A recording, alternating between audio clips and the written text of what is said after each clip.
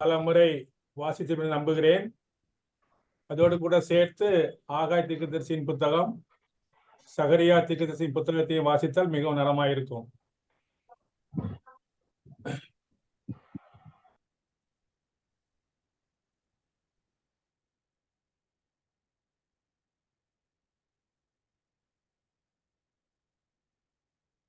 நேற்றைய தினத்திலே முதல் 3 அதிகாரங்களை நாம் தியானித்தோம். அதனுடைய சுருக்கத்தை உங்களுக்கு நான் கூற விரும்புகிறேன்.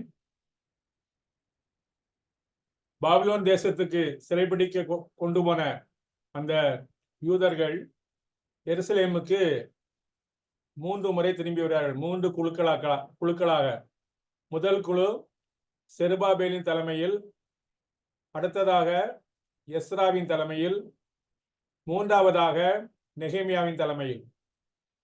செருபாபேலின் தலைமையிலும் எஸ்ராவின் தலைமையிலும் எருசலேமுக்கு திரும்பி வந்த குழுக்களை பற்றி இந்த எஸ்ரா புத்தகத்தில் நாம் வாசிக்கலாம். நேற்றைய தினம் 3 அதிகாரத்தை நாம் தியானித்தோம். முதல் அதிகாரத்திலே எருசலேம் தேவாலயத்தை புதிதாக கட்டி எழுப்ப கோரேசு ராஜா அங்கே கட்டளை பிறப்பிக்கிறார். அடுத்ததாக 2ஆம் அதிகாரத்திலே செருபாபேலின் தலைமையில யார் யாரெல்லாம் திரும்பி வந்தாங்கன்னு சொல்லி அந்த ஒரு பெயர் பட்டியல் அல்லது குழுக்களின் பட்டியல் விவரம் அங்கே இருக்கிறது. மூன்றாவதாக அவர்கள் ஆலயத்தை மறுபடியும் கட்டி எழுப்பும்படியாக பலிபீடத்தை கட்டி எழுப்புகிறார்கள். இன்றைக்கு நாம் 4, 5, 6 இந்த 3 அதிகாரங்களை நாம் கற்றுக்கொள்ளப் போகிறோம். 4ஆம் அதிகாரத்திலே அவர்கள் அந்த ஆலயத்தை கட்ட துவங்கும் பொழுது அவங்களுக்கு எதிர்ப்பு வருது. ஒரு வித்தியாசமான முறையில அவங்கள நேரடியா அவங்கள அப்போஸ் பண்ணல, நீங்க கட்டக்கூடாது அப்படின்னு சொல்லல. அவங்க கூட என்ன செய்யறாங்கன்னா, சமாரியா மக்கள், அதாவது யூத ஜனங்களும் புறஜாதி மக்களும் கலப்பு திருமணத்துல பிறந்தவர்கள், அவர்களுடைய ஆட்கள் இவங்களை வஞ்சகமா என்ன செய்யறாங்க, நாங்களும் சேர்ந்து உங்களோட சேர்ந்து அந்த ஆலயத்தை கெட்டுவோங்காங்க. இவங்க யாருன்னா, சமாரியா தேசத்தை அந்த 10 கோத்திரங்களை அசீரியா ராஜா சிறைப்பிடிக்கப்பட்டு போனான். பிடிச்சு கொண்டு போனவங்க. அது மட்டுமல்ல, அந்த 10 கோத்திரங்கள் இருந்த வடக்கு ராஜ்யத்துல மெசபடோமியா, ஆராம் இந்த பகுதியில இருந்து புறஜாதி மக்களை அவன் குடியேற்றுறான். அந்த ஜனங்களும் இந்த 10 கோத்திரத்து இஸ்ரவேல் கோத்திரத்தாரும் அவங்க கலப்பு திருமணம் பண்றாங்க. இந்த ஜனங்கள் பல தேவர்களை வணங்குகிறவங்க. அவங்க தங்களுடைய தேவரோடு கூட யெகோவா தேவனையும் அவங்க ஆராதித்து வந்தாங்க. அவங்க தான் என்ன செய்யறாங்க, இங்க நாங்களும் சேர்ந்து கட்டுவோம் சொல்றாங்க. அவங்க என்ன சொல்றாங்கன்னா, 2ஆம் வசனத்துல அவர்கள் செருபாபேல் இடத்துக்கு தலைவரான பிதாக்களிடத்திற்கு உங்களோடு கூட நாங்களும் கட்டுவோம், உங்களை போல நாங்களும் உங்கள் தேவனை நாடுவோம். பாருங்க, அவங்க நமது தேவனை நாடுவோம், நம்முடைய தேவனுக்கு ஆலயத்தை கட்டுவோம் சொல்லல. உங்கள் தேவனை நாடுவோம், இவ்விடத்துக்கு எங்களை வரப்பண்ணின அசீரியா ராஜாவாகிய எசரத்தோ நாட்கள் முதற்கொண்டு அவருக்கு நாங்களும் பலியிட்டு வருகிறோம் என்று சொல்றாங்க. ஆனா அதை செருபாபேலும் இந்த யோசுவா பிரதான ஆசாரியன் அதை ஏற்க மறுத்து விட்டார்கள். அப்படி அவங்க ஏற்க மறுத்ததுனால என்ன செய்யறாங்க, அவங்க நீங்க இந்த கட்டடத்தை கட்டக்கூடாது அப்படின்னு சொல்லி, ஆலய கட்டடத்தை கட்டக்கூடாதுன்னு சொல்லி அவங்களுக்கு டிஸ்கரேஜ் பண்ணி, அவங்களுக்கு விரோதமா ராஜா கிட்ட போய் சொல்ல அல்லது கவர்னர்கிட்ட சொல்ல லஞ்சம் கொடுத்து, அந்த ஆலோசனைக்காரருக்கு லஞ்சம் கொடுக்குறாங்க. ராஜாவை அல்லது ராஜாவின் கீழ் உள்ள கவர்னர்களை இன்ஃப்ளூயன்ஸ் பண்ணக்கூடியவர்கள் பணம் கொடுத்து லஞ்சம் கொடுத்து பண்றாங்க. இதே போன்றுதான் நெகேமியாவின் காலத்திலும் கூட அங்க கைக்கூலி கொடுத்து ஒரு தீர்க்கதரிசியை அவங்க எதிரிகள் பயன்படுத்த யோசிக்கிறாங்க. ஆனா நெகேமியா அதுல அந்த சூழ்ச்சியில விழல. அதே மாதிரி இங்கேயும் கூட இந்த மக்களோட சேர்ந்து நம்முடைய ஊழிய பாதையில எப்படி வரும், கிறிஸ்தவர் அல்லாதவர்கள், அவிசுவாசிகள் நம்ம கூட சேர்ந்து நாங்களும் ஊழியம் செய்ய வரோம், நாங்களும் உங்க ஊழியத்தை சப்போர்ட் பண்றோம்னு சொல்லி முன் வருவாங்க. ஆனா பின்னால அது நமக்கு ஆபத்தா முடியும், ஊழியத்துக்கு அது அபகீர்த்தியா முடியும். அடுத்து எஸ்ரா 4ஆம் அதிகாரம் அதான் தியானிச்சுட்டு வரோம். 5வது வசனத்தை முடிச்சு அதுக்கப்புறம் என்ன செய்யணும்னா 24ஆம் வசனத்தை தான் வாசிக்கணும். ஏன்னா 6ஆம் வசனத்திலிருந்து 23ஆம் வசனத்துக்கு இடையில் உள்ள சம்பவம் வந்து செருபாபேலின் நாட்கள்ல நடக்கல. அது எஸ்ராவின் நாட்கள் நடைபெற்ற ஒரு சம்பவம். எனவே மாறி இங்கே இருந்திருக்கிறது. ஏனென்றால் இந்த 4ஆம் அதிகாரம் 6 முதல் 23 வரைக்கும் நம்ம வாசிக்கும் பொழுது பட்டணத்தை இவங்க கட்டுறாங்க, அதை தடை பண்ணுன்னு சொல்லி தான் சொல்றாங்க சத்துருக்கள் வந்து. ஆலயத்தை கட்டுவதை பற்றி அவங்க ஒன்றும் சொல்லலை. ஆனா எஸ்ரா என்ன செய்றாரு, இந்த பட்டணத்தை மீண்டும் கட்டுவதற்கான ஒரு ஆணையை பெற்றுக்கொண்டு வரார். அதை வந்து சமாரியர்கள் தடுத்த சம்பவம் தான் இந்த பகுதியில சொல்லப்பட்டிருக்கு. அதை குறித்து நாம் இப்பொழுது படிக்க வேண்டிய அவசியமில்லை. இதற்கு ஆதாரம் வந்து ஃபுல் லைஃப் ஸ்டடி பைபிள். எனவே 24ஆம் வசனத்துல வாசிக்கிறபடி எருசலேமில் உள்ள தேவனுடைய ஆலயத்தின் வேலை தடைபட்டு பெர்சியாவின் ராஜாவாகிய 1ஆம் தரியு ராஜ்யபாரம் பண்ணின 2ஆம் வருஷம் மட்டும், அதாவது 18 ஆண்டுகள் அந்த ஆலய கட்டுமான பணி நிறுத்தப்பட்டு விட்டது. கிறிஸ்துவுக்கு முன் 538ஆம் ஆண்டு முதல் 520ஆம் ஆண்டு வரை 18 ஆண்டுகள் ஆலய கட்டுமானம் நிறுத்தப்பட்டு விட்டது. ஆனால் தொடர்ந்து தேவன் அங்கே கிரியை செய்ய ஆரம்பிக்கிறார். அங்கே 18 ஆண்டுகள் தடைபட்டு போனதற்கு தேவனுடைய அது இஸ்ரவேல் ஜனங்களுடைய சத்துருக்கள் மட்டும் காரணம் கிடையாது. இஸ்ரவேல் ஜனங்கள் என்ன செய்தாங்க, தங்களுடைய உற்சாகத்தை இழந்துட்டாங்க. அந்த தேவனுடைய ஆலயத்தை கட்டி எழுப்பணும் என்ற தரிசனத்தை மறந்துட்டு அவங்க தங்களுக்குன்னு சொந்த வீடு கட்ட ஆரம்பிச்சுட்டாங்க. அதுல கவனம் செலுத்தினாங்க. எனவே ஆண்டவர் என்ன செய்யறாருன்னா தீர்க்கதரிசிகளை எழுப்புறார். ஆகாய், சகரியா தீர்க்கதரிசிகள். அவங்க வந்து என்ன செய்யறாங்கன்னா 4 மாத காலம் அவர்களுக்கு தீர்க்க தரிசனம் உரைக்கிறார்கள். குறிப்பாக செருபாபேலுக்கும் யோசுவாவுக்கும் தொடர்ந்து அங்குள்ள எல்லா இஸ்ரவேல் ஜனங்களுக்கும் அவங்க என்ன செய்யறாங்க, அவங்கள கண்டித்து அவங்கள தட்டி எழுப்புறாங்க. அதில் சில பகுதிகளை நாம் பார்க்கலாம். ஆகாய் சொல்றாரு, இந்த ஜனங்கள், கர்த்தர் பேசுறாரு ஆகாய் மூலமா, இந்த ஜனங்கள் கர்த்தருடைய ஆலயத்தை கட்டுகிறதற்கு ஏற்ற காலம் இன்னும் வரவில்லை என்கிறார்கள் என்று சேனைகளின் கர்த்தர் சொல்லுகிறார். ஆனாலும் இந்த வீடு பாழாய் கிடக்கும் போது, இந்த வீடுனா ஆண்டவருடைய வீடு, தேவனுடைய ஆலயம், அது பாழாய் கிடக்கும் போது நீங்கள் மச்சி பாவப்பட்ட உங்கள் வீடுகளில் குடியிருக்கும்படியான காலம் இதுவோ? இப்போதும் சேனைகளின் கர்த்தர் சொல்லுகிறார், உங்கள் வழிகளை சிந்தித்து பாருங்கள். நீங்கள் செய்கிறது சரிதானா? நீங்க செய்யற காரியம் ஆண்டவருக்கு பிரியமா? இது நல்லா இருக்கான்னு சொல்லி ஆண்டவர் அங்கே அவர்களை கேள்வி கேட்கிறார். தொடர்ந்து இதை குறித்து சொல்லும் பொழுது எனக்கு 2 பகுதிகள் எனக்கு ஞாபகம் வந்து, வேத பகுதிகள்.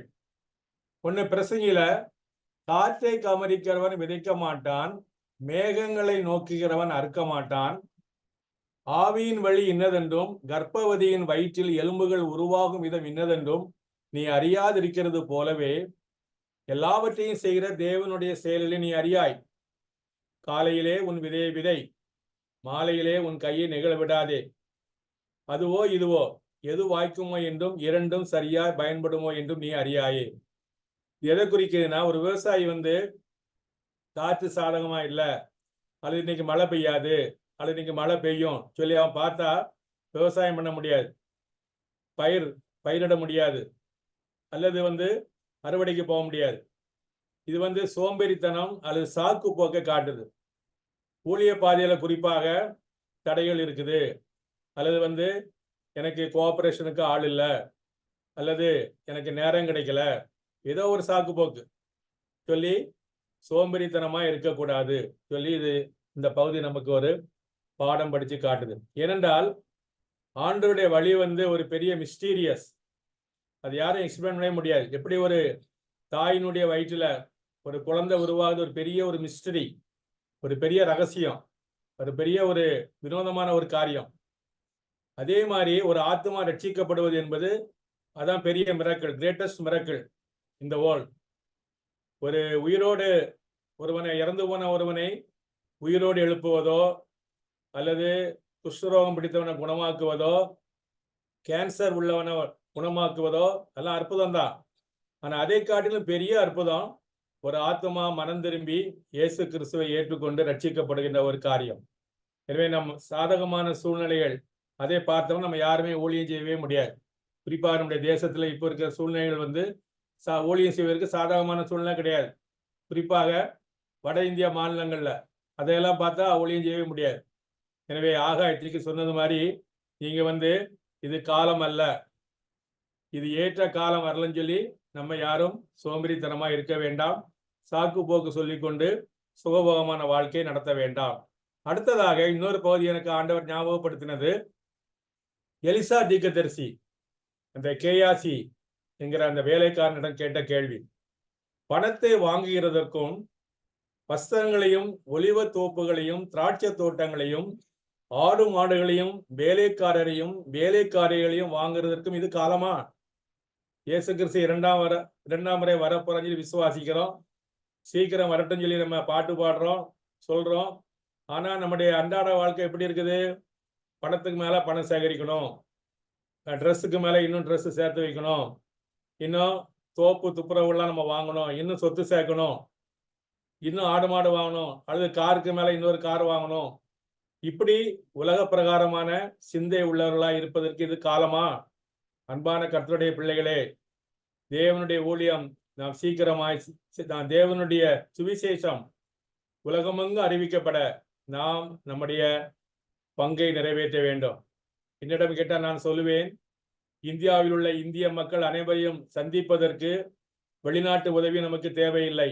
இந்தியாவுக்குள்ளேயே பணம் இருக்குது. எத்தனையோ கிறிஸ்தவங்க, எத்தனையோ போதகர்கள், பெரிய பெரிய சபை நடத்துகிற போதகர்கள், அவங்க மத்தியில கோடிக்கணக்கான பணங்கள் உண்டு. அந்த பணத்தை வைத்து இந்தியா முழுவதும் சுவிசேஷம் அறிவிக்கலாம். வெளிநாட்டுக்காரங்களையோ வேறவர்களையும் சார்ந்திருக்க வேண்டிய அவசியம் இல்லை.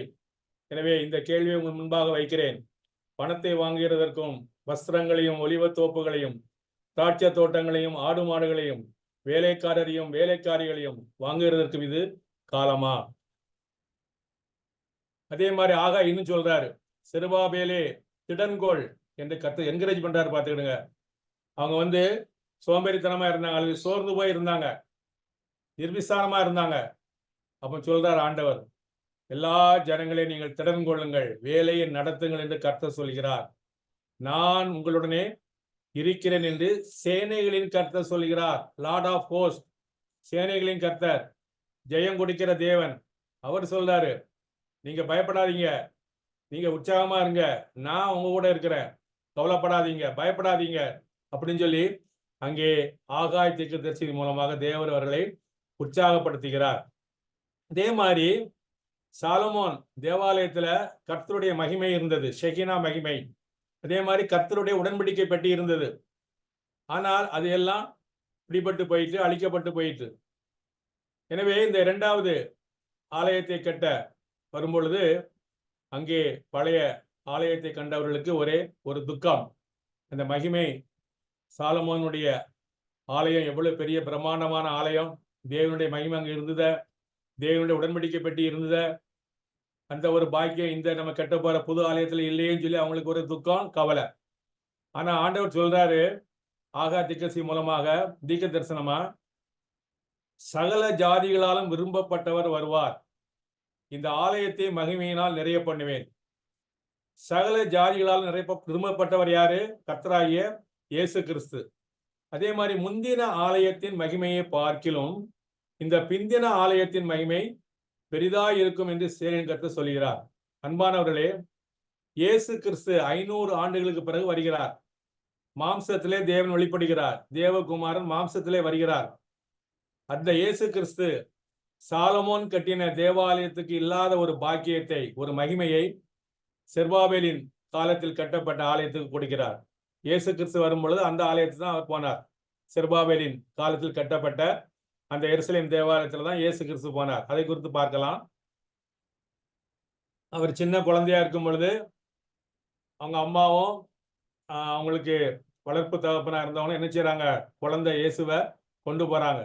அவங்க ஏழைகள், அவங்க கிட்ட ஆடுகள் கூட பலி செலுத்துவதற்கு வசதி இல்லை. அப்படிப்பட்ட ஒரு ஏழை குடும்பம். அவங்க என்ன செய்றாங்க, காட்டு புறாவை அல்லது புறா குஞ்ச பலியா செலுத்தி கொண்டு போறாங்க, சின்ன குழந்தையா இருக்கும் பொழுது அந்த எருசலேம் தேவாலயத்துக்கு, செருபாபேல் கட்டின தேவாலயத்துக்கு. அடுத்ததாக 12 வயசா இருக்கும் என்ன செய்யறாரு, அந்த எருசலேம் தேவாலயத்துல போதகர் நடுவில் உட்கார்ந்து அவங்க கிட்ட வேதாகமத்தை கற்றுக்கொள்றாரு, சந்தேகங்களை கேட்கிறாரு. அப்புறம் அவர் வளர்ந்து ஊழிய பாதையில அவர் கடைசி நாட்கள் என்ன செய்யறாரு, அதே எருசலேம் தேவாலயத்தில் பிரவேசித்து, என் பிதாவின் வீட்டை நீங்கள் வியாபார வீடாக்காதீர்கள் சொல்லி அவங்கள துரத்தி அடிக்கிறார், வியாபாரம் பண்றவங்க எல்லாம். அதே தேவாலயத்தில் அவர் உபதேசம் பண்றாரு. அதே தேவாலயத்தை தொடர்ந்து மத்தேயுல வாசிக்கும் பொழுது குருடரும் சப்பானிகளும் அந்த எருசலேம் தேவாலயத்துல இயேசுவினிடத்துக்கு வர்றாங்க, அவங்களையெல்லாம் சுஸ்தமாக்குறாரு. எனவே ஆகாய் தீர்க்கதரிசி சொன்னது போன்று அது மகிமையால் நிரப்பப்பட்ட ஒரு ஆலயமாக கட்டி எழுப்பப்பட போகிறது. அதே மாதிரி சகரியா, இவங்க 2 பேரும் 4 மாசம் தீர்க்க தரிசனம் வரைத்தாங்க. சகரியா என்ன சொல்றாருன்னா, சகரியா சொன்ன தீர்க்க தரிசனத்தை நீங்க வாசித்து பார்த்தீங்கன்னா, ஒன்று அவர் இயேசு கிறிஸ்துவை பற்றி சொல்லியிருப்பாரு, அல்லது கடைசி நாட்களை பற்றி சொல்லியிருப்பாரு சகரியா தீர்க்க தரிசன புத்தகத்துல. குறிப்பாக இயேசு கிறிஸ்து ஒலிவமலை இறங்குவாரு, அதை சகரியா தீர்க்க தரிசனம் உரைத்திருக்கிறார். சரி, அவர் என்ன சொல்றாரு, பெரிய பர்வதமே நீ எம்மாத்திரம், பாடுவோம்ல, பெரிய பர்வதமே நீ எம்மாத்திரம், செருபாபேலின் முன் சமபூமி ஆவாய், தலைக்கலை கொண்டு வருவான்னு சொல்லி சின்ன கோரஸ் பாட்டு உண்டு. அடுத்து, செருபாபேலின் கைகள் இந்த ஆலயத்துக்கு அஸ்திபாரம் போட்டது, அவள் கைகளே இதை முடித்து தீர்க்கும் சொல்லி ஒரு பெரிய என்கரேஜ்மெண்ட் கொடுக்குறாங்க ஆகாயும் சகரியா தீர்க்கதரிசிகளும். இன்றைக்கு தீர்க்கதரிசிகளின் ஊழியம், 2 ஊழியங்கள் மிக மிக அவசியம். அன்றைக்கு கைகளினால் கட்டப்பட்ட ஆலயத்துக்கு முக்கியத்துவம் கொடுத்தாங்க, ஆண்டவர் பிரசன்னமா இருக்கிறார்னு சொல்லி. ஆனா இந்நாட்கள்ல நம்முடைய சரீரம், நம்முடைய உடல் தான் தேவன் குடியிருக்கக்கூடிய ஆலயமா இருக்கிறது. கிளியரா சொல்லப்பட்டிருக்கு அப்போஸ்தலர் நடபடிகள்ல. தேவன் கைகளினால் கட்டப்பட்ட கோவில்களில் வாசம் பண்ணுகிறது இல்லை. நான் சொல்லல, பைபிள்ல இருக்குது. மார்ஸ் மேடையில பவுல் அப்போஸ்தலன் சொல்றாரு. அதே மாதிரி முதல் இரத்த சாட்சி ஸ்தேவான் அவர் பண்ண பிரசங்கம் சொல்றார். சாலமோன் தேவாலயத்துல வானம் எனக்கு சிங்காசனம், பூமி எனக்கு பாதபடி, நான் தங்கியிருக்கக்கூடிய ஒரு வாசம் பண்ணுகின்ற ஒரு கட்டிடத்தை நீங்கள் கட்டக்கூடுமோன்னு சொல்லி ஆண்டவர் கேள்வி கேட்கிறார். அதுக்கப்புறம் தான் அவர் கல்லெறிஞ்சு கொள்றாங்க. இயேசு கிறிஸ்துவ கொலை செய்திங்கன்னு சொல்லும் போது அவரை கொல்றாங்க. அன்பானவர்களே, கட்டிடங்கள் முக்கியமல்ல. ஒருவேளை கட்டிடத்துல தேவன் தங்கியிருக்கிறார் என்று சொன்னால், நம்ம ஞாயிற்றுக்கிழமை ஆராதனை முடிச்சு ஆண்டவரை உள்ள வச்சு நம்ம பூட்டிட்டு போயிருந்தோம், திரும்ப ஞாயிற்றுக்கிழமை வரும்போது திறந்து விடுதோம். அப்படி அல்ல, நாம் எங்கேயும் தேவனை ஆராதிக்கலாம். ஆலயத்துக்கு தேவன் எப்போ வராரு, 2-3 பேர், 2 பேர் 3 பேர் இயேசு கிறிஸ்துவின் பெயரால அங்க கூடி வரும் பொழுது அப்போ அங்க ஆண்டவர் வரார். அது ஒரு ஆலய கட்டடமா இருக்கலாம், அது ஒரு வீடாக இருக்கலாம், அது ஒரு சிறைச்சாலையா இருக்கலாம், அது ஒரு மரத்தடியா இருக்கலாம், அது ஒரு கடற்கரையா இருக்கலாம், எங்கேயும் இருக்கலாம். நாங்க யூபியில அநேக கர்த்தருடைய ஊழியர்கள் நாங்களும் கூட வீடுகளை தான் நாங்கள் ஆராதனை நடத்துறோம், வீட்டு சபைகள். எனவே கட்டிடம் முக்கியம் அல்ல, தேவனுடைய பிரசன்னம் மத்தியில் இருக்குதா. அதே மாதிரி நம்முடைய தீர்க்கதரிசிகள் பாவத்தை கண்டித்து உணர்த்த வேண்டும். ஏனென்றால் இயேசு கிறிஸ்து நம்மை தன்னுடைய விலையேறப்பட்ட ரத்தத்தை சிந்தி அவர் விலைக்கிரயம் கொடுத்து நம்மளை வாங்கியிருக்கிறார். நீ உனக்கு அழகான ஒரு கீர்த்தனை பாட்டு உண்டுலா, நீ உனக்கு சொந்தம் அல்லவே மீட்கப்பட்ட பாவி, நீ உனக்கு சொந்தம் அல்லவே, நீ உனக்கு சொந்தம் அல்லவே, நீ மேல இயேசு கிறிஸ்துவுக்கே சொந்தம். எனவே நம்முடைய கைகள், நம்முடைய கால்கள், நம்முடைய கண்கள், நம்முடைய நாக்கு, நம்முடைய மூளை எல்லாமே தேவனுக்கு தான் சொந்தம், நமக்கு சொந்தமே கிடையாது. அதே மாதிரி தேவன் கொடுத்த தாளந்துகள் நமக்கு சொந்தம் அல்ல. ஒரு முறை வாட்ச்மேன்ங்கிற சீனாவில் உள்ள அந்த ஊழியர் ட்ரெயின்ல போயிட்டு இருந்தார், டிராவல் பண்ணிட்டு இருந்தார். அப்போ அவர் கூட வந்தவங்க நேரப்போக்குக்காக சீட்டு எடுத்து விளையாட ஆரம்பிச்சாங்க. அப்போ அங்க ஒரு ஆள் குறைஞ்சது, ஒரு கை குறைஞ்சது. நம்ம சொல்லுவோம்ல, சீட்டு ஆடுறதுக்கு ஒரு கை குறைஞ்சது. அப்போ அவங்க என்ன செய்தாங்க, வாட்ச்மேன் கிட்ட நீயும் சேர்ந்து எங்கூட சேர்ந்து விளையாடு, எங்களுக்கு ஒரு ஆள் குறையுதுன்னு சொன்னாங்க. அப்போ வாட்ச்மேன் சொன்னாராம், எனக்கு கை இல்லை, எனக்கு கை இல்லையே, நான் எப்படி விளையாட முடியும்னு சொன்னாங்களாம். உடனே அவனுக்கு ஒரே ஆச்சரியமா, ஏப்பா உனக்கு 2 நல்ல கை இருக்குதே, நீ எப்படி கை இல்லைன்னு சொல்ல முடியும்? சொன்னா வாட்ச்மேன் சொன்னாராம், இந்த கை எனக்கு சொந்தமானது இல்லை, இயேசு கிறிஸ்துவுக்கு சொந்தம், இதை நான் சீட்டு விளையாட பயன்படுத்த மாட்டேன் அப்படின்னாராம். அன்பானவர்களே, நம்முடைய சரீரமாகிய ஆலயம் தேவனுக்கு பிரியமான முறையில் நாம் பயன்படுத்த நாம் கடமைப்பட்டவர்களாக இருக்கிறோம். அதே மாதிரி ஒரு தீர்க்கதரிசி, உண்மையான தீர்க்கதரிசி, இந்த தேவனுடைய திட்டம், இயேசுவினுடைய சுவிசேஷம் பூலோகம் எங்கும் உள்ள சகல ஜாதிகளுக்கும் சாட்சியாக பிரசங்கிக்கப்படும், அப்பொழுதுதான் இயேசு கிறிஸ்து 2வது இருக்கும் என்கிற அந்த பெரிய ஒரு உன்னதமான திட்டத்திலே அவர் ஈடுபடுவார். அந்த திட்டம் நிறைவேற மக்களை உற்சாகப்படுத்துவார். தீர்க்கதரிசிகள் நான் கேட்டு அல்லது பார்த்து எத்தனையோ வருஷம் ஆச்சு. அன்னைக்கு அந்தியோகியா சபையில பரிசுத்த ஆவியான் திருவுளம் பற்றினாரு. பவுலையும் பர்னபாவையும் நான் தேர்ந்தெடுத்த ஊழியத்துக்காக பிரித்தெடுங்கன்னு சொல்லி தீர்க்க தரிசனம் சொல்றாரு. இன்னைக்கு எத்தனை சபைகள்ல இப்படிப்பட்ட தீர்க்க தரிசனம் வருது? இன்னைக்கு நடக்கிற தீர்க்க தரிசனம் பூரா உனக்கு அது கிடைக்கும், இது கிடைக்கும், நீ செழிப்பா இருப்பா, அப்படிதான் வருது. நீ ஊழியத்துக்கு போ, தேவன் உன்னை அழைக்கிறாரு, நீ போ, தைரியமா போ, பயப்படாத அப்படின்னு சொல்ற தீர்க்க தரிசனங்கள் எங்க போயிட்டு? அப்படிப்பட்ட தீர்க்கதரிசிகள் எங்கே? இன்றைக்கு சென்னையிலும் மற்ற எல்லா இடத்துலையும் எத்தனை இயற்கை சீற்றங்கள் வந்தது. சென்னையில வெள்ளம் வந்தது. உண்மையான தீர்க்கதரிசி யாரும் சொன்னாங்களா? அன்னைக்கு அகபு சொன்னான் அப்போஸ்தலர் நடவடிக்கைகள்ல பெரிய பஞ்சம் வரும்னு சொல்லி. அதே மாதிரி பஞ்சம் வந்தது. அங்கே விசுவாசிகள் ஒவ்வொருத்தருக்கும் ஹெல்ப் பண்ணாங்க. அப்படிப்பட்ட உண்மையான தீர்க்கதரிசி இங்க யார் இருக்கிறா கேட்டால் அது மன வேதனையா இருக்கிறது. தீர்க்கதரிசிங்கிற ஒரு அந்த தேவனுடைய வரத்துக்கே இங்கே மரியாதையும் ஒரு உண்மையான ஒரு தீர்க்கதரிசிகளும் குறைவுபட்ட ஒரு நாட்களாக இருக்கிறது. அதற்காக நாம் ஆண்டிடம் அழுது புலம்புவோம். நாமும் அப்படிப்பட்ட தவறான தீர்க்க தரிசனம் ஏமாந்து போகாம இருப்போம். அப்படி ஏமாறுறவர்களுக்கு நம்ம சரியான புத்தி சொல்ல நாம் கடமைப்பட்டவர்களாக இருக்கிறோம். அடுத்து தேவனுடைய தயவு அவர்களோட அதிகமா இருந்தது. தேவனுடைய கிருபை. அங்க ராஜா தறிகிட்ட போய் நியூஸ் போய் சேர்ற வரைக்கும் அந்த வேலை, ஆலய கட்டுமான வேலை தடைபடாதபடிக்கு தேவனுடைய கண்கள் அவர்கள் மேல் வைக்கப்பட்டது. எவ்வளவு பெரிய ஒரு ஆசீர்வாதம் பாருங்க. தேவனுடைய கண்கள். சங்கீதத்துல வாசிக்கிறோம், கர்த்தருடைய கண்கள் நீதிமான்கள் மேல் நோக்கமா இருக்கிறது. அதே மாதிரி இன்னொரு வசனம், இன்னொரு பகுதி என்ன ஒரு பைபிள்ல வரக்கூடியது, கர்த்தருடைய கரம் அவன் மேல் இருந்தது. இந்த பாக்கியத்தை நம்ம இழந்து போகக்கூடாது. நம்ம 2 நாளாகமத்தில் அருமையான ஒரு வசனம், தம்மை பற்றி உத்தம இருதயத்தோடு இருக்கிறவர்களுக்கு தம்முடைய வல்லமையை விளங்க பண்ணும்படி கர்த்தருடைய கண்கள் பூமி எங்கும் உலாவிக் கொண்டிருக்கிறதா. ஆண்டவர் யார் பாவம் செய்யறா, யார் தப்பு பண்றா அப்படின்னு சொல்லி அப்படி ஒருவேளை பார்க்கலாம். அவருக்கு மறைவான காரியம் எதுவுமே கிடையாது. எல்லாம் அவருக்கு முன்பாக வெளியரங்கமா இருக்குது. ஆனா இங்க பார்க்கிறோம், அவர் கண் அப்படியே தேடிட்டு இருக்குதான். உலகம் முழுசும் உள்ள மக்களை தேடிட்டு இருக்கு. யார் யாரெல்லாம் என்னுடைய காரியத்துல உத்தமிரியத்தோடு இருக்கிறாங்க, என்னை உண்மையா நேசிக்கிறாங்க, என்னை உண்மையா சார்ந்திருக்கிறாங்க அப்படின்னு சொல்லி அவர் தேடிட்டு இருக்கிறாராம். அவருடைய கண்கள் உலகம் முழுசும். எவ்வளவு பெரிய ஒரு ஆச்சரியமான ஒரு காரியம் பாருங்க. எதுக்காக? அவங்களிடத்துல குற்றம் கண்டுபிடிக்கப்படல, அவங்களுக்கு தம்முடைய வல்லமையை விளங்க பண்ணும்படி, தம்முடைய வல்லமையை விளங்க பண்ணும்படி, தம்முடைய வல்லமையான கிரியைகளை அவருடைய வாழ்க்கையில நடப்பிக்கும்படி தேவனுடைய கண்கள் பூமி எங்கும் உலாவிக் கொண்டிருக்கிறது. இந்த பாக்கியத்தை நாம் பெற்றுக்கொள்ள வேண்டாம் அன்பார்களே. நாம் தேவனுடைய காரியத்துல, தேவனுடைய பார்வையில நாம் உத்தம இருதயத்தோடு இருக்கும் பொழுது அவருடைய வல்லமையை நாம் நிச்சயமா வாழ்க்கையில் நம்ம அனுபவிக்க முடியும்.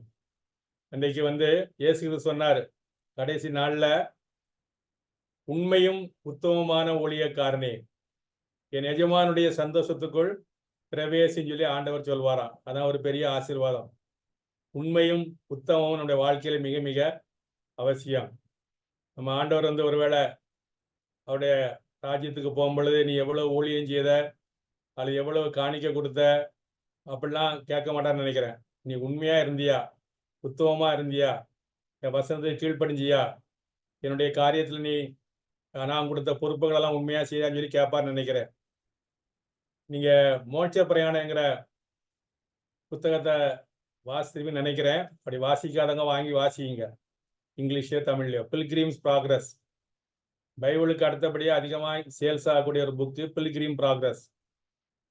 அதை எழுதியவர் ஜான் பனியன் என்கிற ஒரு தேவ மனுஷன்.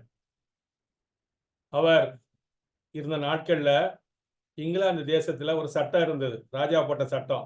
என்ன சட்டம்னா, முழுநேர ஊழியர்கள், பாஸ்டர்கள், போதகர்கள், அபிஷேகம் பண்ணப்பட்டவங்க, சபையில அங்கி போட்டவங்க, அபிஷேகம் பண்ணப்பட்டவங்க, அவங்க தான் ஊழியம் செய்யணும், அவங்க தான் சுவிசேஷம் சொல்லணும். மற்ற சாதாரண மக்கள் ஆண்டவருக்கு ஊழியம் செய்யக்கூடாது அப்படின்னு சொல்லி ஒரு பெரிய சட்டம் அங்க இருந்திருக்கு, அமெரிக்கா, இந்தியா, இங்கிலாந்து தேசத்துல. ஆனா ஜான் பனியன் யாருன்னா, சாதாரண ஒரு பாத்திரத்தை ரிப்பேர் பண்றவர். ஓட்ட உடசல் பாத்திரத்தை நம்ம ஊர்ல வர கிராமங்கள்ல வருவாங்களா, அந்த ஈயம் அந்த ஓட்ட பாத்திரத்துல ஈயம் வச்சு அடைக்கிறதுக்கு, அப்படிப்பட்ட ஒரு டிங்கர், பாத்திரங்களை ரிப்பேர் பண்ணக்கூடிய சாதாரண மனுஷன். அவர் என்ன செய்தாரு, அவரு தேவனுடைய கட்டளையை கீழ்ப்படிஞ்சு அவர் ஊழியம் செய்தார். அதுக்காக அவரை அரெஸ்ட் பண்ணி போட்டுட்டாங்க ஜெயில. அவருக்குடைய ஒரு மகள் கண் தெரியாத பிள்ளை இருந்தாலும் அவரு ஜெயில போய் உண்மையா அவர் ஆண்டவருக்காக பாடுகளை சகித்தார். சகித்தவர் அங்க சும்மா இருக்கல, ஜெயில ஐயோ என்ன ஜெயில போட்டாங்களே அப்படின்னு சொல்லி அழுது புலம்பல. என்ன செய்தார்னா, இந்த ஜெயில இருந்துதான் இந்த மோட்ச பிரயாணம் என்கிற புத்தகத்தை அவர் எழுதினார். இன்னைக்கு உலகம் எங்கும் பல்வேறு மொழிகளில் உள்ள அநேக மக்களுக்கு ஆசீர்வாதமா இருக்கக்கூடிய புத்தகத்தை எழுதியவர் ஜான் பனியன். அவர் சிறைச்சாலையில் இருந்து அதை எழுதினார். இதை ஏன் சொல்றேன்னா, அந்த பில்கிரிம் ப்ராக்ரஸ், இந்த மோட்ச பிரயாணத்துல 2 கேரக்டர், கிறிஸ்தியான், அவனும் அவன் கூட இன்னொரு பிரயாணியும் மோட்சத்துக்கு போவாங்க. இந்த புக்கை நீங்க கண்டிப்பா வாங்கி வாசிங்க. அது நம்முடைய கிறிஸ்துவ வாழ்க்கையில வரக்கூடிய காரியங்கள் என்ன, நடைபெறக்கூடிய காரியங்கள் என்ன, பிசாசு நம்மளை எப்படி அட்டாக் பண்ணுவான், பிசாசுடைய பிள்ளைகள் நம்மளை எப்படி அட்டாக் பண்ணுவாங்க, நம்ம கிறிஸ்துவ வாழ்க்கையில என்னென்ன கஷ்டங்கள் வரும், அதையெல்லாம் மேற்கொள்ள தேவன் நமக்கு எப்படி உதவி செய்வார், அப்படிலாம் ஒரு கதை மாதிரி நல்லா இருக்கும், ரொம்ப நல்லா இருக்கும் மோட்ச பிரயாணம். அப்படி இருக்கும்போது இந்த கிறிஸ்தியான் கூட போன தோழன் பேர் என்ன கேட்டீங்கன்னா, உண்மை, ஃபெய்த், உண்மை, அந்த கேரக்டர் பேர். 2 பேரும் போறாங்க, பரலோகத்துக்கு போயிட்டு இருக்காங்க. டிராவல் பண்ணி போகும் பொழுது அங்க ஒரு பெரிய பட்டணத்துக்கு போறாங்க. அதுக்கு பேர் வேனிட்டி ஃபேர், மாயாபுரி சந்தை. அது நம்ம வாழ்கின்ற உலகத்துக்கு அடையாளமா இருக்குது. அங்க போனா இவங்களுடைய ட்ரெஸ் வித்தியாசமா இருக்குது, இவங்களுடைய பேச்செல்லாம் வித்தியாசமா இருக்குது. அப்போ அந்த மாயாபுரிக்காரங்க என்ன செய்யறாங்க, இவங்களை கேலி பண்றாங்க, இவங்களை ஏளனமா பாக்குறாங்க, இவங்களை ரொம்ப கஷ்டப்படுத்துறாங்க. அவனை ஜெயிலில் அடைச்சிடுறாங்க 2 பேரையும்.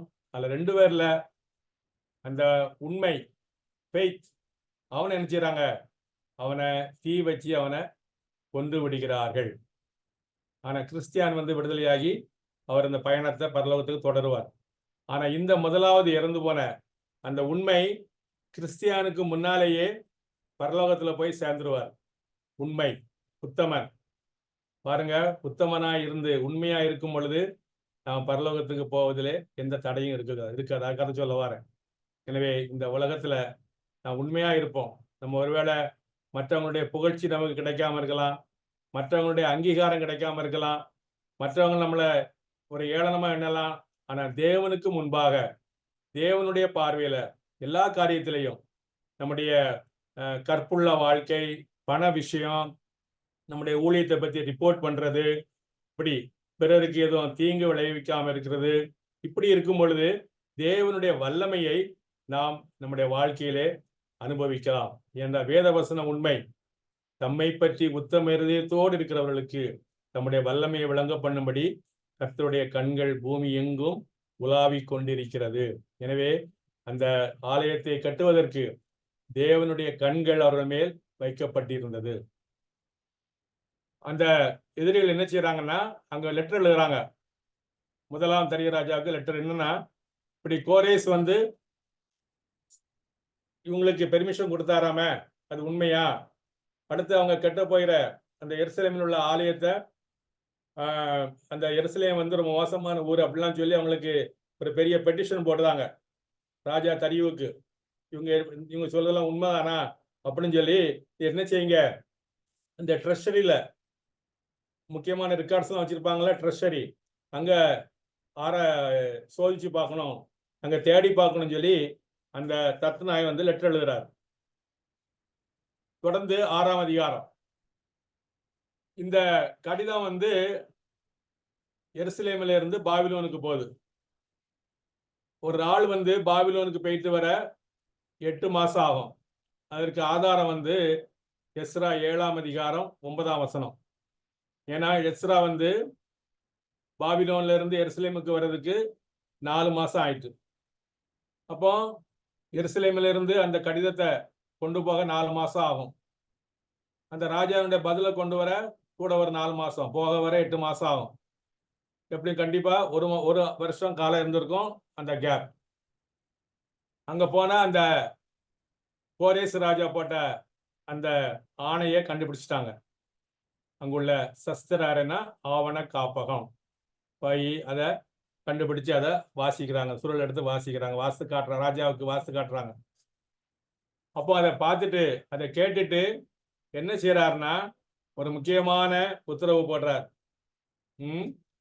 அவங்க எதிரிகளுடைய ஆசை என்னன்னா ஆலயம் கெட்டுறத தடுத்து நிப்பாட்டிடணும் அப்படின்னு சொல்லி. அந்த தேவனுடைய கிரியை பாருங்க, அங்கே ஆலயத்தை கட்டுவதற்கு ஏற்கனவே கோரேசு ராஜா கொடுத்த அந்த ஆணை வந்து கிடைக்கிறது. அந்த ஆணையில அந்த சத்துருக்களுடைய காரியங்கள் வெட்கப்பட்டு போகத்தக்கதாக அங்கு மேலான ஆசீர்வாதங்களையும் நன்மைகளையும் அந்த யூதர்களுக்கு கொடுக்கும்படியான ஆணையில் இருக்குது. என்னன்னா, நீங்க வந்து அந்த ஆலயத்தை கட்டுவதற்கான செலவை என்ன செய்யணும், ராஜாவினுடைய அரண்மனையிலிருந்து கொடுக்கணும். அது மட்டுமல்ல, நேபுகாத் நேச்சார் எருசலேமில் இருந்து கொண்டு வந்த அந்த ஆலயத்தில் உள்ள எல்லா விதமான பொன் வெள்ளி பனிமுட்டுகள் பாத்திரங்கள் எல்லாத்தையும் என்ன செய்யணும், இந்த எருசலேமில் உள்ள தேவாலயத்துக்கு திரும்ப கொடுக்கணும்னு சொல்லி எழுதப்பட்டிருந்தது. அது மட்டுமல்ல, ராஜாவின் திரவியத்துல வரிப்பணத்துல, ராஜாவுடைய வரிப்பணத்துல சர்வாங்க தகன பலியிட தேவையான அனைத்தையும் கொடுக்கணும்னு சொல்லி அந்த கோரேஸ் ராஜா போட்டதுல இருந்தது. அதை வாஸ்து காட்டுறேன். 6ஆம் அதிகாரம் 9 முதல் 11. பரலோகத்தின் தேவனுக்கு சர்வாங்க தகன பலிகளை இட தேவையான இளங்காளைகள், ஆட்டுக்கடாக்கள், ஆட்டுக்குட்டிகள், கோதுமை, உப்பு, திராட்சரசம், எண்ணெய் முதலானவை தினம் அவர்கள் சொற்படி தாழ்ச்சி இல்லாமல் கொடுக்கப்பட கடவுது. குறைவில்லாம கொடுக்கணும். உப்பு கூட. எருசலேமில் இருக்கிற ஆசாரியர்கள் பரலோகத்தின் தேவனுக்கு சுகந்த வாசனையான பலிகளை செலுத்தி ராஜாவுக்கும் அவர் குமாரருக்கும் தீர்க்காயுசு உண்டாக மன்றாடும்படிக்கு இப்படி செய்யப்படுவதாக. இந்த ராஜா எழுதினதுல என்ன, ஆலயத்தை கட்டுவதற்கு வேண்டிய பணத்தையும் கொடுங்க, அவங்க டெய்லி வந்து சர்வாங்க தகவல்களுக்கு வேண்டிய எல்லாத்தையும் நீங்க குறைவில்லாம கொடுங்கன்னு சொன்னது மட்டும் இல்லாம எனக்காகவும் என் பிள்ளைகளுக்காகவும் குடும்பத்துக்காகவும் என்ன செய்யுங்க, அந்த பரலோகத்தின் தேவன்கிட்ட ஜெபம் பண்ண சொல்லுங்க அப்படின்னு சொல்லி அதில் எழுதியிருந்தது. பின்னும் நம்மால் பிறக்கும் கட்டளை என்னவென்றால், எந்த மனிதனாவது இந்த கட்டளையை மாற்றினால் அவன் வீட்டிலிருந்து ஒரு உத்திரம் நீங்கி நாட்டப்பட்டு அவன் அதில் தூக்கி போடப்படவும் அது நிமித்தமாக அவனுடைய வீடு குப்பை மேடாக்கப்படவும் கடவுது. எவ்வளவு பெரிய ஸ்ட்ராங்கான ஒரு ஆணை பார்த்துக்கிடுங்க. அது தேவனுடைய திட்டத்தை யாரும் தடை பண்ணவே முடியாது. அன்பானவர்களே, நம்முடைய தேவன் சர்வ வல்லமையுள்ள தேவன். யோபுல வாசிக்கலாம், அவர் செய்ய நினைத்தது ஒன்றும் தடைபடாது. எரேமியால கேட்கிறாரு, நான் மாம்சமான யாவருக்கும் தேவனாகிய கர்த்தர், என்னாலே செய்ய முடியாத அதிசயமான காரியம் ஒன்று உண்டோ? தேவனாலே எல்லாம் கூடும், தேவனாலே எல்லாம் கூடும் என்கிறது எந்த கான்டெக்ட்ல சொல்லப்பட்டிருக்குன்னா, அங்கே ஒரு ஐஸ்வர்யவான் வந்து இயேசு கிறிஸ்துவ வாரான். அப்ப கேள்வி கேட்கிறான். அப்போ வந்து அவன் சொத்தெல்லாம் வித்து என்ன செய்யி தர்த்தது கொடுங்கிறார் இயேசு கிறிஸ்து. அவன் துக்கத்தோட போயிடலாம்.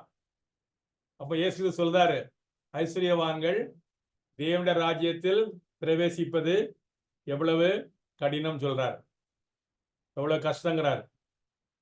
ஊசியினுடைய காதுல ஒட்டவங்க கூட பேர், ஆனா ஐஸ்வர்யவான் பணக்காரன் பரலோக ராஜ்யத்தில் போய் ரொம்ப ரொம்ப கஷ்டங்கிறார்.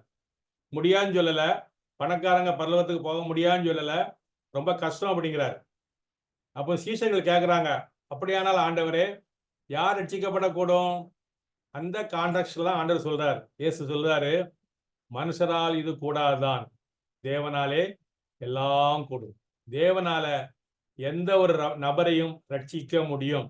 அவர் பணக்காரரோ ஏழையோ படித்தவரோ படிக்காதவரோ கடவுளே இல்லை என்று சொல்லுகிறவரோ யாரா இருந்தாலும் சரி, அன்பானவர்களே, நீங்கள் ஒரு சிலருடைய ரட்சிப்புக்காக நீங்கள் பல ஆண்டுகளாக ஜெபித்து கொண்டு இருக்கலாம். இந்த வசனத்தை சொல்லி நீங்க ஜெபம் பண்ணுங்க, ஆண்டவரே நீ இப்படி சொல்லியிருக்கிறீங்க, இது மனுஷால முடியாது, இந்த நபரை ரட்சிக்க. ஒருவேளை உங்க சொந்த பிள்ளையா இருக்கலாம், சொந்த கணவனா இருக்கலாம், சொந்த மனைவியா இருக்கலாம், உங்க சொந்தக்காரங்க யாரும் இருக்கலாம், பக்கத்து வீட்டுக்காரரா இருக்கலாம். நீங்க பல வருஷமா அவனுக்கு ஜெபம் பண்ணிட்டு இருக்கலாம். இந்த வசனத்தை சொல்லி ஜெபம் பண்ணுங்க, ஆண்டவரே நீங்க ப்ராமிஸ் பண்ணி இருக்கிறீங்க, மனுஷாலுக்கு கூடாதான், தேவனால எல்லாம் கூடும் சொல்லியிருக்கிறீங்க. எனவே அந்த வாக்கு தத்தத்தின்படி இந்த நபருக்கு நீ ரட்சிப்பை அருளி செய்யும், உங்களுடைய பிள்ளையாக மாத்தின் சொல்லி ஜெபம் பண்ணுங்க. நிச்சயம் தேவன் இயேசு கிறிஸ்து அந்த வாக்கு தத்தத்தை நிறைவேற்றுவார். எனவே தேவனுடைய திட்டத்தை யாரும் தடை பண்ணவே முடியாது. எனவே எருசலேம் தேவாலயத்தை கோரேசின் காலத்துல அவனுக்கு உத்தரவு கொடுத்து அந்த யூத ஜனங்கள் வந்து திரும்பி வந்து கட்டுவது தேவனுடைய பெரிய திட்டமா இருந்தது. அது மட்டுமல்ல, அந்த ஆலயத்துல தேவகுமாரன் இயேசு கிறிஸ்துவும் வந்து இருக்கணும்னு சொல்லி தேவனுடைய திட்டமா இருந்தது. எல்லாம் சரியான நேரத்துல நிறைவேறி கொண்டு வருகிறது. கடைசியில ஆலயம் கட்டி முடிக்கப்பட்டு பிரதிஷ்டை செய்யப்படல். 6ஆம் அதிகாரம் 13-12 பார்க்கிறோம். உடனே தரியராஜா லெட்டர் போட்ட உடனே, லெட்டர் அனுப்பின உடனே அங்குள்ள எருசலேம்ல தத்னாய் உடனே கீழ்ப்படுகிறாரு, எல்லா தேவைகளையும் சந்திக்கிறாரு, எல்லாத்தையும் கொடுக்கிறாரு. யூதர்களின் பெரியவர்கள் செருபாபேல் இயேசுவா எல்லாரும் நினைச்சாங்க, ஆலயத்தை கட்டி முடிக்கிறாங்க. ரொம்ப கொண்டாட்டம், ரொம்ப சந்தோஷம் அவங்களுக்கு. இஸ்ரவேல் புத்திரரும் ஆசாரியரும் லேவியரும் சிறையிருப்பிலிருந்து வந்த மற்றவரும் தேவனுடைய ஆலய பிரதிஷ்டையை சந்தோஷமாய் கொண்டாடினார்கள். பார்த்தீங்கன்னா, கணக்கு பார்த்தீங்கன்னா, சாலமோன் கட்டின ஆலயம் கிறிஸ்துவுக்கு முன் 586 அழிக்கப்பட்டது. புதிய ஆலயம் சரியாக 70 ஆண்டுகள் கழித்து கிமு 516 கட்டி முடிக்கப்பட்டது. தேவனுடைய ஆலயத்தை அவங்க கட்டி முடிக்கும்படியாய் தேவனுடைய கிருபையும் தேவனுடைய தயவுகளோடு இருந்தது பார்க்கிறோம். தேவனை அறியாத, மெய்யான தேவனை அறியாத ஒரு ராஜாக்கள் மூலமாக தேவன் தம்முடைய திட்டத்தை நிறைவேற்றுகிறார். அன்பானவர்களே, இங்க உலகத்தில் உள்ள எல்லாரும் தேவனுடைய கரத்தின் கிரியைகள். அவங்களுக்குள்ள சுவாசம் கூட தேவனுடைய கரத்தில் இருக்கிறது. எப்பேற்பட்ட அதிகாரத்தில் இருந்தாலும் சரி, இந்த உலகத்தில் உள்ள எல்லா அதிகாரங்களும் தேவனால் ஏற்படுத்தப்பட்டவைகள். அவர்கள் தேவனுடைய கண்ட்ரோல்ல இருக்கிறாங்க. அதை நம்ம மறந்துடக்கூடாது. எனவே பயந்துடக்கூடாது. நம்முடைய தேவன் சர்வ வல்லவர். அவர் வானத்தையும் பூமியை சிருஷ்டித்தவர். அவர் ஆபிரகாமின் தேவன், ஈசாக்கின் தேவன், யாக்கோபின் தேவன். அவர் செய்யதை நிச்சயமாக செய்து முடிப்பான்னு சொல்லி பார்க்கிறோம். அதே மாதிரி இங்கே எருசலேமில் மீண்டுமாக அந்த ஆலயத்தை கட்டி அவங்க சந்தோஷமா பிரதிஷ்டையை பண்ணாங்கன்னு சொல்லி பார்க்கிறோம். டெடிகேட் பண்ணது மட்டுமல்ல, அவங்க பஸ்காவை ஆசரித்தார்கள் 92 ஆளுக்கு அடுத்து. ஏன்னா அவங்க சிறையிருப்புல 70 வருஷம் ஆச்சு. பிறகு இந்த ஆலயத்தை கட்ட 22 வருஷம் ஆச்சு. எனவே 92 வருஷம் கழிச்சு அங்கே பஸ்கா பண்டிகை அவர்கள் ஆசரிப்பதை பார்க்கலாம். ஒரு பெரிய எழுப்புதல் உண்டாயிற்று. ஆசாரியரும் லேவியரும் ஒருமனப்பட்டு தங்களை சுத்தம் பண்ணி கொண்டதினால், அவங்க சுத்தம் பண்ணனால எல்லாரும் சுத்தமா இருந்து. எனவே தேவனுடைய ஊழியத்தில் இருக்கிறவங்க, சபைக்கு போதகராக இருக்கிறவங்க பரிசுத்தத்துல அவங்க முன்மாதிரியாய் இருக்க வேண்டும். ஆசாரியரும் லேவியரும் ஒருமனப்பட்டு தங்களை சுத்தம் பண்ணி கொண்டதினால் எல்லாரும் சுத்தமாயிருந்து சிறையிருப்பில் இருந்து வந்தவர்கள் எல்லாருக்காகவும், ஆசாரியரான தங்கள் சகோதரருக்காகவும் தங்களுக்காகவும் பஸ்காவின் ஆட்டுக்குட்டிகளை அடித்தார்கள். புளிப்பில்லாத அப்ப பண்டிகையை 7 நாளாக சந்தோஷத்துடனே ஆசரித்தார்கள். 92 ஆண்டுகள் கழித்து கர்த்தர் அவர்களை மகிழ்ச்சி ஆக்கினார். அன்பானவர்களே, இன்னைக்கு கிறிஸ்தவத்துல கொண்டாட்டங்கள் ரொம்ப குறைஞ்சு போயிட்டு. கொண்டாட்டங்கள் மீன்ஸ் நல்ல ஐக்கியமா கர்த்தருடைய பிள்ளைகளா ஒன்று கூடி ஆண்டுடைய சமூகத்துல நல்லா சாப்பிட்டு ஆண்டவரை ஸ்தோத்தரித்து, அதுவும் ஒரு கொண்டாட்டம். அது கொண்டாட்டம் தப்பு கிடையாது. அந்த நாட்கள்ல கிராமங்கள்ல உண்டு ஸ்தோத்திர பண்டிகைன்னு சொல்லி, அறுப்பின் பண்டிகைன்னு சொல்லி. அப்பெல்லாம் என்ன செய்வாங்க, பல்வேறு கிராமங்கள்ல இருந்து வந்து ஒரு இடத்துல கூடி அங்கே நல்லா சந்தோஷமா சாப்பிட்டு அங்க ஆலயத்துக்கு போய் எப்பெல்லாம் சந்தோஷமா இருப்பான். அந்த கொண்டாட்டங்கள் இன்னைக்கு ரொம்ப குறைஞ்சி போச்சு. இன்னைக்கு ரொம்ப குறைஞ்சி போச்சு. கிறிஸ்தவ வாழ்க்கைனாலே ஒரு ட்ரை, அப்படி போர் அடிக்கிற அப்படி அல்லவே இல்லை. நம்முடைய தேவன் பண்டிகைகள் நிறைய வச்சிருந்தாரு. பழைய ஏற்பாட்டு காலத்துல, புதிய ஏற்பாட்டு காலத்துல பெந்தெகோஸ்தே பண்டிகை இருந்தது. இப்படிலாம் பல பண்டிகைகள் இருந்தன. அந்த பண்டிகைகளை நம்ம ஒருவேளை சபையாக கொண்டாட விட்டாலும் குடும்பமாக கொண்டாடலாம். தேவனுடைய சமூகத்துல குடும்பமாக நீங்க என்ன செய்யலாம், செய்வது மிக மிக ஒரு நல்ல ஒரு காரியம். கர்த்தருடைய சமூகத்துல மகிழ்ச்சியா இருக்க வேண்டும். மகிழ்ச்சியா இருக்கலாம். தேவனுக்கு பிரியமான முறையில நம்ம மகிழ்ச்சியா இருப்பது தப்பே கிடையாது. ஆண்டவருடைய சமூகத்துல நான் மன மகிழ்ச்சியா இருக்கக்கூடிய வாய்ப்புகளை உண்டு பண்ணுவோம். அன்றைக்கு இஸ்ரவேல் யூத ஜனங்கள், கர்த்தருடைய பிள்ளைகள் அங்கே எருசலேம் தேவாலயத்தை கட்டி பிரதிஷ்டை பண்ணி அங்கே பஸ்கா பண்டிகை ஆசரித்தார்கள். இனி 2வது பகுதிக்குள்ள நாம் கடந்து செல்கிறோம். இது செருபாபேலின் தலைமையில வந்த சுமார் 50,000 பேர் வந்து என்ன செய்யறாங்க, இங்கே அவர்கள் செய்த காரியம், தேவனுக்கென்று ஒரு பலிபீடத்தை கட்டி பின்பு ஒரு ஆலயத்தையும் கட்டி எழுப்பி பிரதிஷ்டை பண்ணி பஸ்கா பண்டிகையை ஆசரித்து அங்கே களி கூர்ந்தார்கள், மகிழ்ச்சி அடைந்தார்கள். பின்னான பகுதி 7ஆம் அதிகாரத்திலிருந்து 10ஆம் அதிகாரம் வரை எஸ்ராவின் தலைமையில் வந்த அந்த குழுவினரும் எஸ்ரா தலைமையில என்ன நடந்தது அப்படின்னு சொல்லி, என்னென்ன சீர்திருத்தம் நடந்துன்னு சொல்லி அதை பார்க்க போறோம். அடுத்த பார்ட். இதுக்கு இடையில 2 கேப் வந்து 60 இயர்ஸ். செருபாபேலின் காலத்துல, அதாவது முதல் 6 அதிகாரத்துக்கும் எஸ்ரா புஸ்தகத்தில் உள்ள முதல் 6 அதிகாரத்துக்கும் அடுத்தபடியாக 7ஆம் அதிகாரத்துக்கும் உள்ள இடைப்பட்ட காலம் 60 ஆண்டுகள் கேப், இடைவெளி. இந்த 60 ஆண்டு காலத்துலதான் எஸ்தருடைய வரலாறு நடந்தேறுகிறது. எஸ்தருடைய வரலாறு 4 ஆண்டு காலம். இந்த 60 ஆண்டு கால இடைவெளியில எஸ்தருடைய வரலாறு நடந்து முடிகிறது. 4 ஆண்டு கால வரலாறு. அதை நாம் தெரிந்திருப்பது மிகவும் அவசியம். எனவே கர்த்தருக்கு சித்தமானால் நாளைக்கிலிருந்து அதிகாரம் 7ஐ நாம் தியானிக்கலாம். 7ஆம் 8ஆம் அதிகாரத்தை தியானித்து எஸ்ராவின் தலைமையில குழுவினர் எப்படி வந்தாங்க, அவங்களுடைய வாழ்க்கை நடைபெற்ற காரியங்கள் என்ன, ஆண்டவருடைய வழிநடத்தல் அவங்களுக்கு எப்படி இருந்துன்னு சொல்லி நம்ம கற்றுக்கொள்ள தேவன் நமக்கு உதவி செய்வாராக. ஜெபிக்கலாம். அன்பின் பரலோக பிதாவே, நாங்கள் உம்மை ஸ்தோத்திரிக்கிறோம், உம்மை துதிக்கிறோம். கர்த்தாவே, ஆண்டவரே, மகிமையுள்ள உம்முடைய தேவாலயம், சாலமோன் கட்டின தேவாலயம் அழிக்கப்பட்டு போனாலும் கூட அதைவிட மேலான ஒரு ஆலயத்தை கட்டி எழுப்பினீங்க. அதிலே உம்முடைய குமாரன் இயேசு கிறிஸ்துதாமே வந்து மாம்சீமாக வந்து அவர் அந்த ஆலயத்திலே ஆண்டவரே ஊழியம் செய்யும்படியாக நீர் கிருபை செய்றீங்க. ஆண்டவரே, உம்மை ஸ்தோத்திரம், உம்மை துதிக்கிறோம்.